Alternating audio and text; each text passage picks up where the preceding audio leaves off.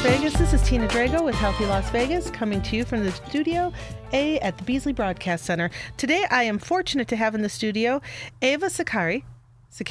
Correct. And James Lytner. They have a show, Veterans Transition, here on Beasley.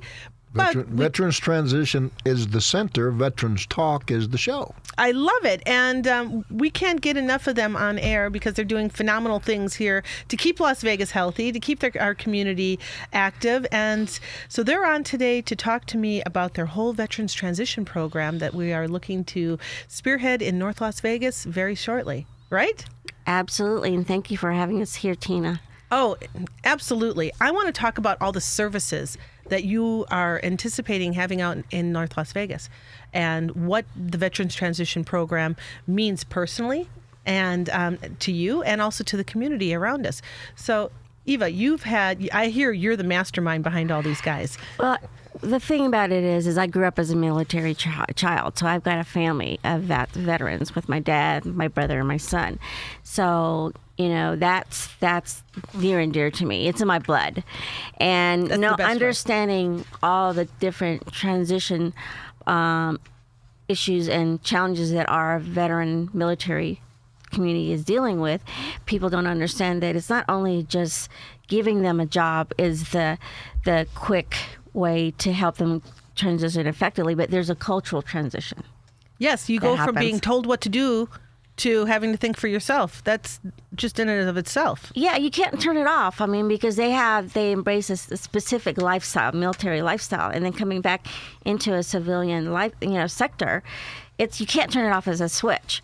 So on a personal development level, you have to work with them. But with the Veteran Transition Resource Center, the purpose of it is for us to assess them appropriately, what their unique needs are, because each one of them have individual needs. And based on that assessment, then we're able to facilitate what those programs and services that are required to get to meet their immediate and long-term needs. Because what the center is it's a one-start shop, not a one-stop. Because I love that. As we begin working with them, we also track their progress and continue to evaluate through that assessment what else that we need to address, because it's not about making them just addressing that one particular issue or challenge, but looking at them as a whole individual.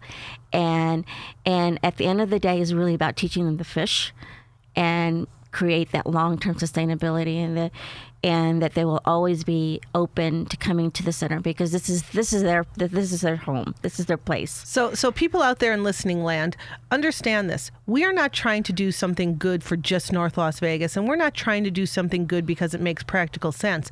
We are actually trying to develop the model that our nation should actually use everywhere to help our veterans transition. Right? Right. And especially, we're thinking big. Yeah. And collaboration is key, because not one organization can do this alone. Oh, yeah. Because there's a myriad of things that are going on. And it's, you have to start with the baby steps and start working on that. And because the ultimate goal is for them to be thriving and contributing members in our community. And that's, we owe an enormous debt to our military service members. Absolutely. Including their families. And that's the important thing, is that we have to make sure that we strengthen that support system for them. You know what? I have a cousin whose husband's in the military, and it just tears her apart every time he gets deployed and has to go overseas. And she just has to suck it up and go on with her life and make sure that everything for them is in place. So when he gets back, it's there. And it's there for him. And, I see her struggling with that. And so I can't imagine, this is just multiplying. Every single person that gets deployed has that same person at home. Right. And it's true. We have to look at that and think about that as well. So I'm a big proponent for sneaker camp. When we send them into the military, they go to boot camp, right? Right. And they get it drilled into them. But when they get sent home, there's not a sneaker camp. There's nothing that deprograms them. That's, and this program, Life After Active Duty, is sneaker camp. The life enhancement program that we have for life after active duty, that brochure that you have. I love that. this brochure. It's right in the middle. It's what I call the reboot camp, and we really address them from where they really understand how to redefine themselves as an individual, and to where they have that clarity of what they really want when they come back into that next chapter of their life in the private sector. So, and can I go down the list here Yeah, of what you they can. have? Yeah. So we have advanced coping skills, okay? Right. Stress and conflict resolution. Correct. Okay, you no longer have a gun, so we have to talk things through, right? Right, exactly. Effective methods for reentry into the workplace. Correct. Collaboration, getting along, and stuff like that. I think some of the bosses would like to hire military people because they'll follow orders and listen, right? But there's other issues that are involved. Expanding and enhancing leadership skills. You get to be autonomous now. You know, you're not working as a unit, so you get to grow yourself. I think that's kind of cool. Yeah, I mean, they bring so many attributes, you know, in the military, and so all we're doing is expanding on what they have and what they contribute. Enhancing the good, diminishing the bad. Right, enriching their lives, yes. Yes. Managing and neutralizing complex situations. So that in and of itself. And then career development, which I think is great. And veteran mentoring along with it, because that's another key thing for their success, is that when we assess them, and especially the younger ones that do not have that family support, Right. it's also important for them to be matched with a veteran mentor, because they can you know, relate to each other rather than just somebody from the outside that does not have the personal experience that they had, that they can connect with. These programs really got off the ground because of this one program I'm looking here, the suicide prevention workshops, because there's really an epidemic of people that are just finding it very difficult to transition back. 28 a day, Tina, in the veteran community. Approximately 1,000 a month, but nationwide, civilian and veterans, over 41,000 suicides. It's a national epidemic. So, James, talk to us about your program, because this is really kind of how it got going. I mean, were you shocked when you realized how many people really needed your services?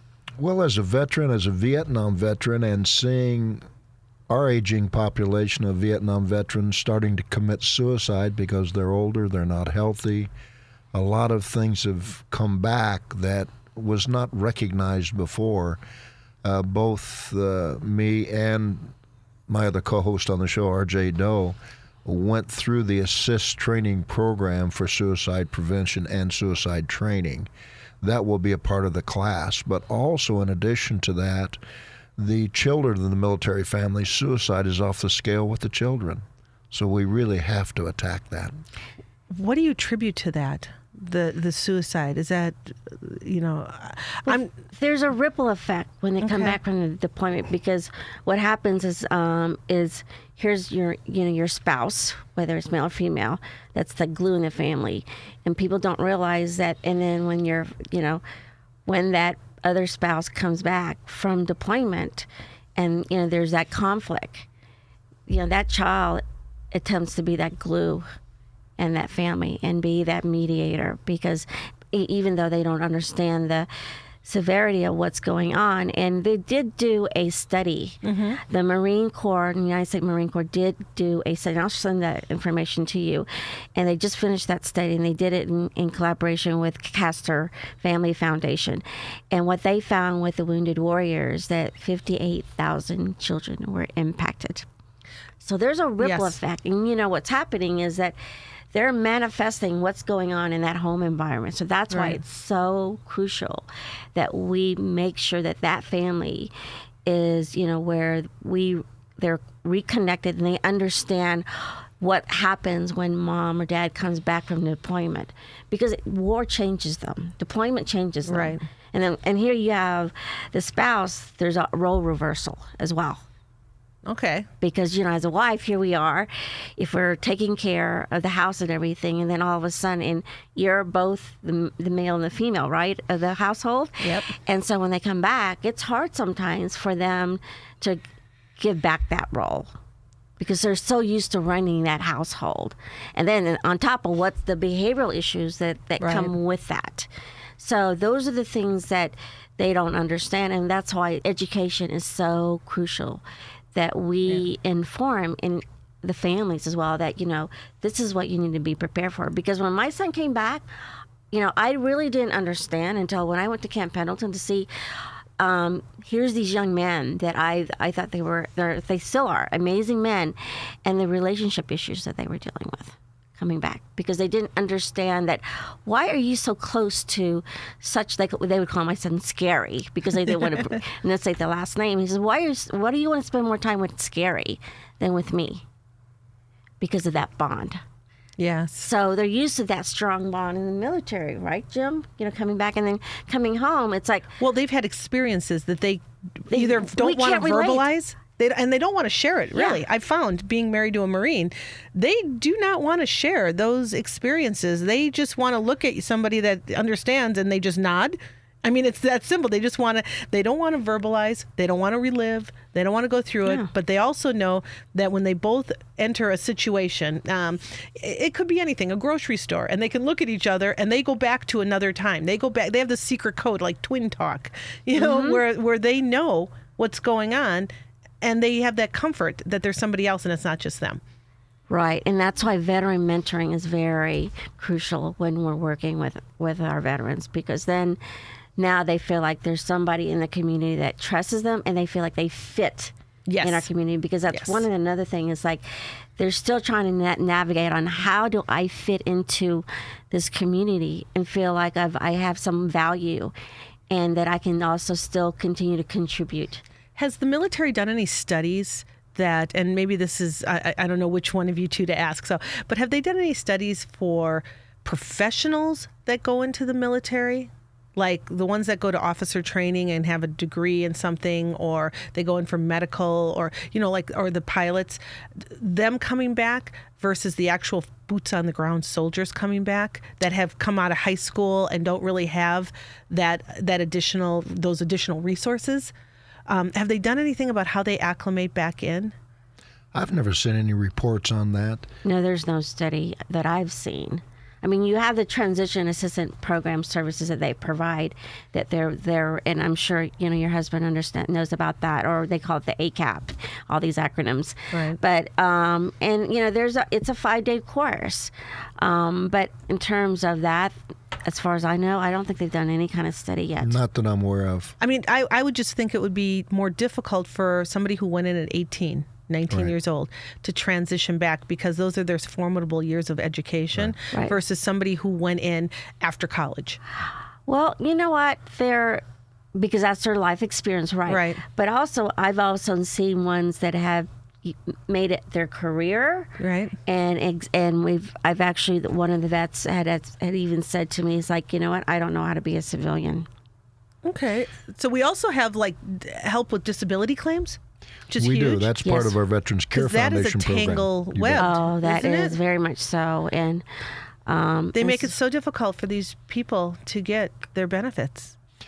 Well, the Veterans Transition Resource Center is a collaboration between Life After Active Duty, that's a 501c3 public charity, and Veterans Care Foundation, that's also a 501c3 public charity.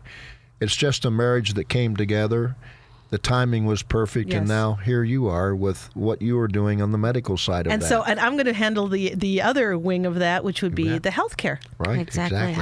We have disability doctors that are board certified. We have healthcare for the families. We have medication management programs, which is huge, because I know the VA loves to just prescribe Drug cocktails. shove 'em yeah, on the street. and that would be so helpful for us, because a lot of them are not aware. They could be on 8 or 10 medications, Yes. and they don't know if one contradicts the other, And that's so dangerous. It's so dangerous. And it's so common. That's the hard part. Even in the civilian world, these combinations, because veterans do the same thing. They have a specialist for this and a family practice for that, and maybe another doctor for this. And these doctors don't talk amongst themselves.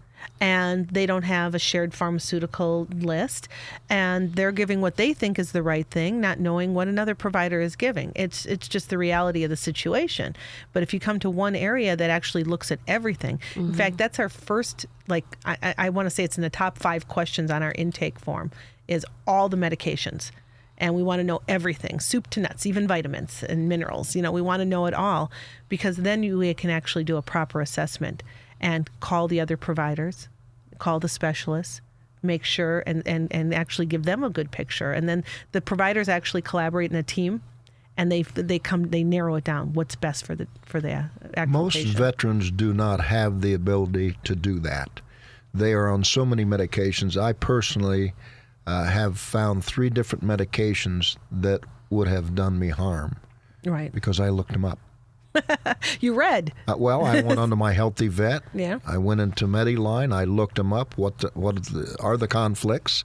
But most vets, particularly the older vets, the Vietnam vets, the Yeah. Korean vets, they don't have the ability to do that. Yes, that's a shame. And, just taking a simple over-the-counter drug can conflict with what you're taking and harm you. Yeah. Yes. Most Yeah, don't and know that. my son being a Navy corpsman, coming back, they prescribed him 5 medications. He's a healthy athlete. and he goes, I cannot take these drugs. I'm walking around like a zombie, and they expect me to take care of my Marines. I can't. And he was going through the myriad of The things. biggest problem is the pain management pills. Yes. If they Yes. have you on any pain management pill, stop and question. Right. I'm telling you guys now, your bodies are designed to fix themselves and to heal themselves. Get out of the way. A lot of these pain management pills actually change your body structure and don't allow that. I nothing upsets me more when I see the opiate constipation commercials. You've been on opiates for so long that now your body is shutting down in its intestines. And so instead of taking you off the opiates, let's give you another pill. And this is really the epidemic. This is the problem out there. A lot of our vets could transition maybe a lot easier if they didn't have that, if they didn't have all these drugs coming at them and fogging them up. I think our vets could transition a lot easier if we would work with the family prior to that deployed veteran even coming home, so that Great family idea. knows what to expect when that veteran comes home. The divorce rate among our veterans is terrible. It's terrible. And that's a shame. It is. A lot of that's a lack of understanding. When Johnny went off to war and came back, he's different. You bet he's different. Yeah. But Yeah. people don't understand why. And no, there is a family readiness group that they have, in the military installations, but not all the families go to it. No, because it's You know, somebody else's yeah, problem. It's not yeah, my Johnny. exactly. He wouldn't. He's a good man. Right, Or not my wife. She went over there for the right reasons, right? Right. We try to figure it out on our own. It's like, because that's how the military is about, being independent and to solve it on their own. And sometimes you have to come to the point where it's like, you know what? It's okay not to be okay and ask for help. But that goes contra to their training. Yeah, exactly. But with our programs, we will have mentoring, and I think that's the key to success. Yeah. If we don't mentor, we will lose them. You cannot sit down and tell them one time and not follow up and expect to have success. Judge Stevens has taught that with our veterans court. And I was going to say, Henderson. and you also have legal issues and stuff that We do. veterans get into, and maybe overseas or while they're on duty, behavior in one way is acceptable, but when you come back to civilian life, that particular behavior is not acceptable. Yeah, exactly. And so those are issues, and it's great you have a judge that can actually work with them and help them, because the intention is never malicious. The intention's reactionary. Veterans get into problems when they come back. They deserve a second chance. Yes. We need to take a second look at the way we're imprisoning our veterans. The way we're imprisoning everybody. Well, it's become I look at prisons now as legalized slavery, because they're privately owned. They're right. funded by the government, but they're privately owned, and they have these people working for no wages. So That's a whole nother conversation. We could go way on that crazy one. on that one, But yeah. our veterans need a lot more help in those areas, and we intend to be a part of that. I will love support this. the work. So where are we planning on being located? Let's tell everybody. It is off Aliante Highway, right across the street from the Aliante Casino Hotel. 3 exits down from the VA, and then near the Fisher House Foundation. So basically, we're going to be it's 2550 Nature Park Drive. So there's a park, the Discovery Park, right across the street from there. Awesome. So right off the 215 freeway. So it's an ideal location. It's centrally located. There's a location that they can go to. We are not to replace all these services out there. All we're doing is just filling the gaps of these services that are not being met. So the list of services is quite long. So let me put it to you guys this way. If there's something you need and you don't know where to go here. Right? Exactly. Is there a where you number to start. call? Is there a hotline? Is there where can they start? You can always contact us on an 800 number, 800-414-1056. When we are not on the air with our Veterans Talk the Forgotten Promise radio show, that goes to our phones. Excellent. Myself, RJ Doe, and then your And number. for Life After Duty, the contact number is 702-497-8744. And I just want to say, don't feel you're alone. Don't feel you don't have resources, because your need may not be on the list today, and it'll be on the list tomorrow, because you may have come up with something that was just overlooked. So always call, always ask. If you know somebody that's struggling, let them know they're not alone, and that there's resources for them. Now, we have only a couple minutes left, and I just want to talk about this new VA hospital director. Yes. Right? Peggy Kearns. Congratulations. I hope she's here to do what's right. We in Nevada think a little bit differently, so she's going to have to be on her toes. But maybe she's game for this, right? We hope to get an interview with her and chat with her and see what her thinking is. So when is your show on the air? So we can plug your show, because I think if anybody's interested in this show, they're going to absolutely want to be listening to your show. We're on Friday nights from 6 to 7, and then our main show Saturdays from noon to 2 o'clock. On KDON, right? Okay, KDWN, yes. And on Saturdays or Fridays, you can call in? That's correct. So if you have questions, you can call in, and we'll get the answers for you. That's correct. Right? Yes. Absolutely. This sounds wonderful. And I want to repeat just one more time. We have Veterans Talk and we have Life After Active Duty.